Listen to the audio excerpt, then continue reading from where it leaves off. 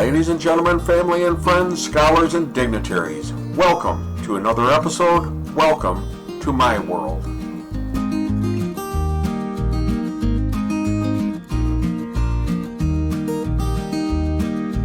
So I wrote an article several years ago, actually several administrations ago, wherein I wanted to give some helpful advice to the new incoming president. And every so often I update that article. As you know, in America, every 4 years a new president takes an oath of office and is sworn in to do his or her best to guide America over the next term. Of course, if he or she is an incumbent, then they have an opportunity to start anew, to start fresh, to take the next 4 years to be sure not to replicate the mistakes of the past 4 years or of any previous administration. So every 4 years, there is an opportunity for a new course, a new path for the country based upon the lessons of history if we listen. You see, history does repeat itself unless we learn the lessons to consciously change its path. And so the new president is sworn in and is, according to Article 2, Section 1, Clause 8 of the Constitution, he states, quote, I do solemnly swear that I will faithfully execute the office of President of the United States and will, to the best of my ability, preserve, protect, and defend the Constitution of the United States. And note that the president doesn't say, quote, to change the Constitution to fit our new political initiatives. He says to preserve, protect, and defend the Constitution. I only make this point as a side note because there have been many attempts at the state level to change the state constitutions depending upon which political parties are in power, and in fact there have been 27 amendments to the U.S. Constitution and many more proposed that luckily did fail. Now, in America, everyone has the privilege to write to the White House to give advice. You can call, write letters, or ask your local senators and congressmen to carry your message for you. You can publish letters to the editor in local newspapers, publish advice in a wide variety of websites and blogs, and even testify at public hearings depending upon the issues. Now, there's a joke about a tradition that when a president leaves office, he leaves 3 letters to his successor with 3 pieces of advice. The note says, when you get into trouble, open the first envelope. So sure enough, one day the new president got into trouble and opened the first envelope, and it said, quote, blame the issue on the previous administration. And so he did. Sometime later, the new president got into trouble again, and so he opened the second envelope, and it said, again, if you get into trouble, blame the issue on the previous administration. And so he did. And then sometime later, the new president got into trouble a third time. And so he opened the third envelope and it read, quote, prepare 3 envelopes. Anyway, presidents have given advice themselves from their experiences and hardships, and even give advice and guidance for the incoming administration. And here are a few examples. Quote, that government is best which governs the least, because its people discipline themselves.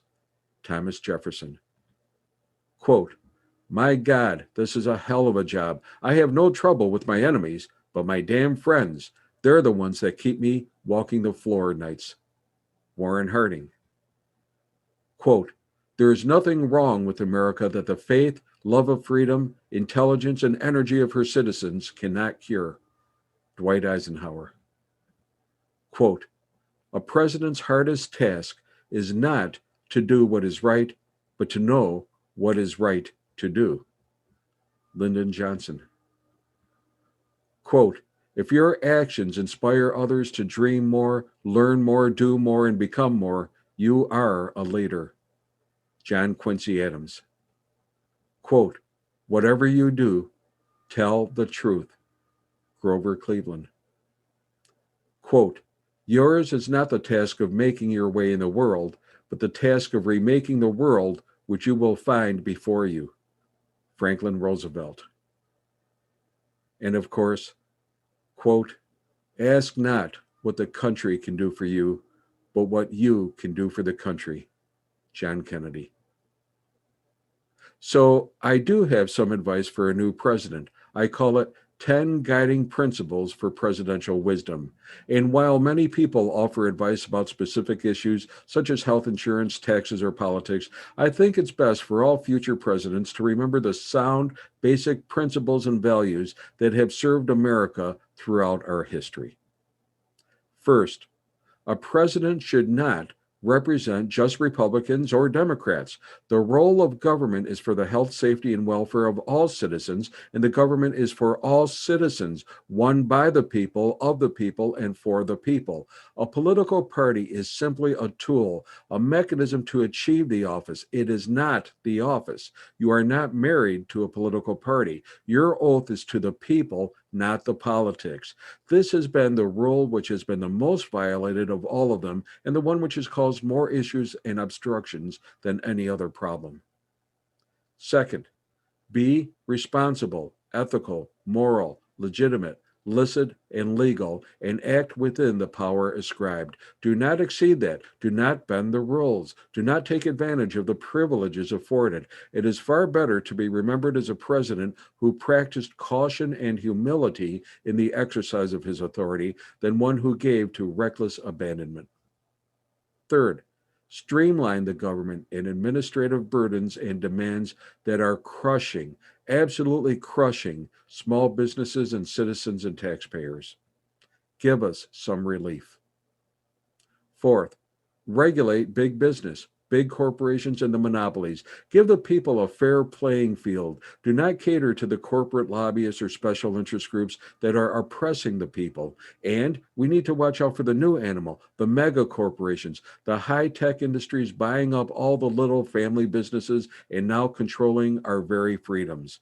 Remember what Eisenhower said, beware the large military industrial complex. Well, he would be appalled at what he sees now and how corporations are interfering in government and politics at both the state and federal levels.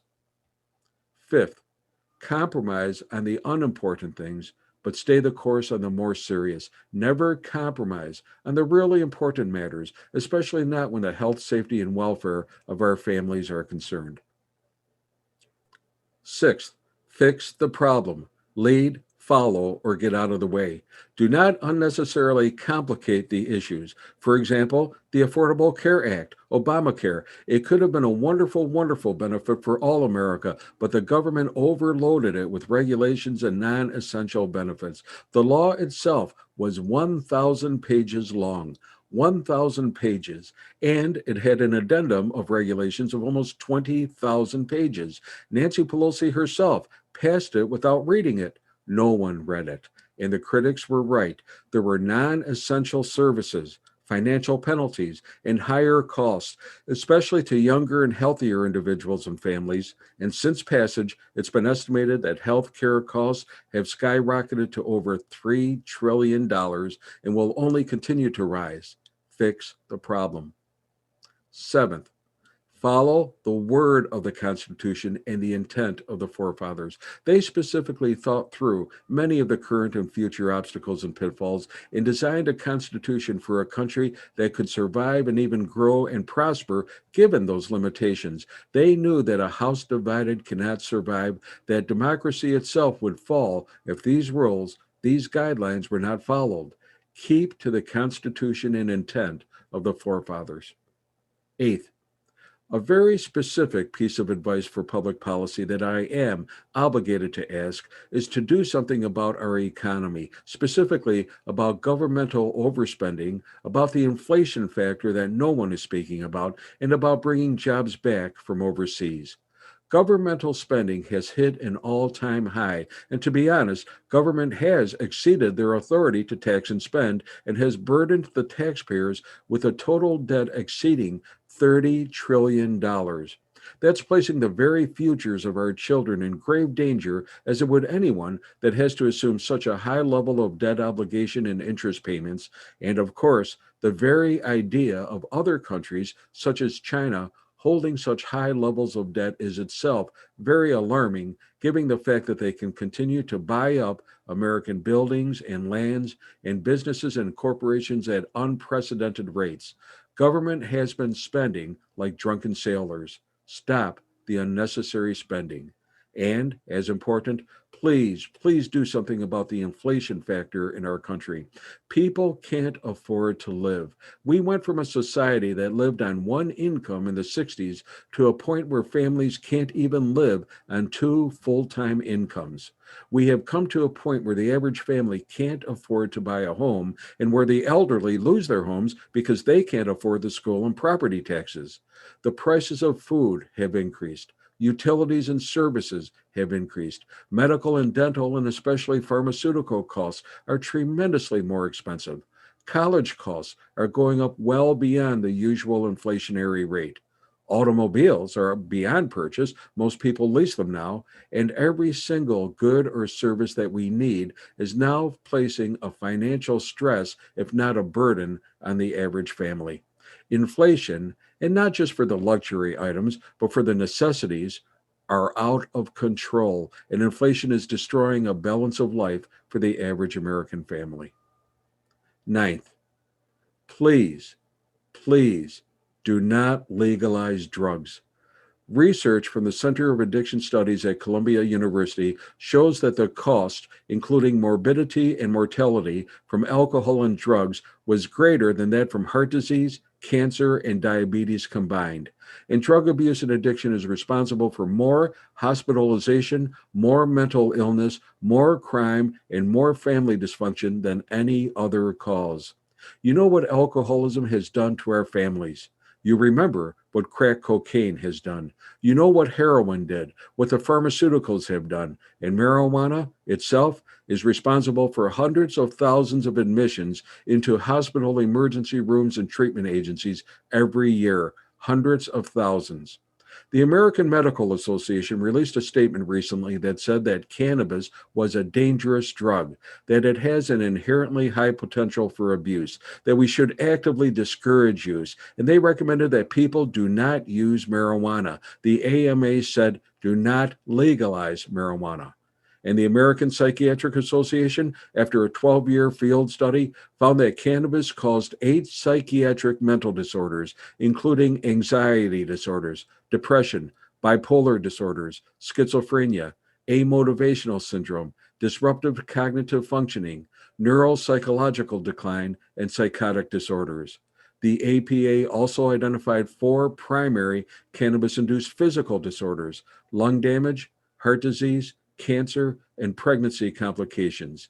And in terms of comorbidity, the APA found that between 50 and 90% of cannabis dependent persons are diagnosed with an affective disorder, suicidality, or an anxiety disorder. And cannabis use is associated with poor life satisfaction, increased mental health treatment and hospitalization, and higher rates of depression, anxiety disorders, suicide attempts, and conduct disorder. Again, by definition, the APA found that cannabis is a dangerous drug, and this research has been confirmed by numerous studies through the National Institute of Drug Abuse, all of which clearly demonstrate not just correlation, but causation between marijuana use and mental disorders. Marijuana is not just a dangerous drug, it is a powerful, mood modifying, mind altering, psychoactive, addictive drug. And now, with marijuana products having THC content as high as 90%, it makes the drug even more dangerous and addictive. Marijuana does not have the THC content of 1 to 3% as it had in the 60s. Edibles average 68% THC, and some products are as high as 90% depending upon the type. Kids are going nuclear. Even the New York Department of Public Health, in their assessment, said that from 9 to 30% of users can become cannabis dependent. Think about it. Think about it. Up to 30% of users can become addicted. And with legalization and commercialization, there will be tens of millions more users in our families. By our own studies, this can produce a health disaster of the highest consequence. Do not legalize drugs and don't accept those millions and millions of dollars from the pro drug corporations and lobbyists. Our families are dying, and the number one cause is drug abuse.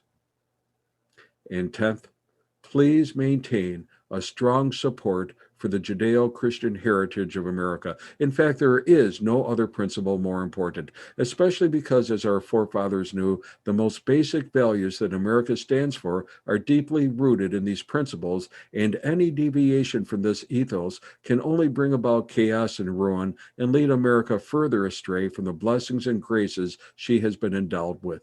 Religion is not only a very important element in American life, but in fact is one of the fundamental pillars that support a healthy and functional society. Countries rise, but countries fall, especially if they stray from the essence of the character that made them great in the first place. America, in fact, all countries, would do best if rooted in the love, peace, and goodness as practices from a base of worship and doing His will on earth as it is in heaven.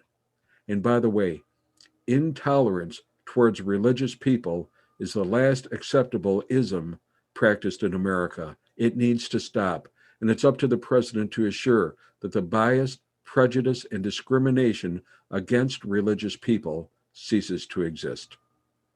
As president, you are going to leave a legacy. Be sure your legacy is the right one. Remember, surround yourself with good and competent people, but people with compassion, with a heart, and who care.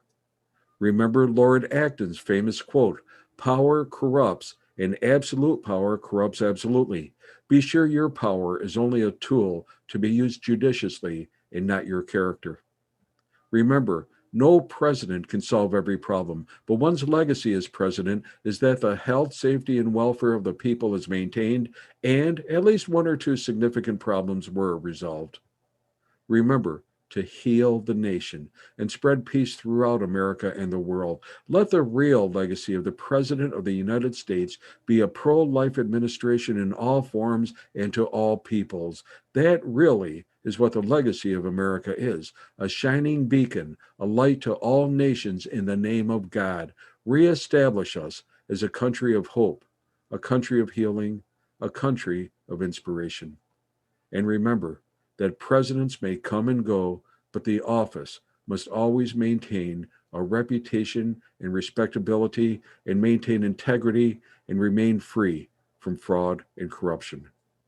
Hey, be safe, be well, and may God bless this country and the office of the President of the United States.